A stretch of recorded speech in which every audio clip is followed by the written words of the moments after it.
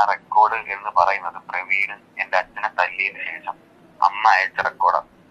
അത് പിറ്റേന്നോ അതിന് മുമ്പുള്ള ദിവസം ആ സമയങ്ങളിൽ ചെയ്ത ഓഡിയോ.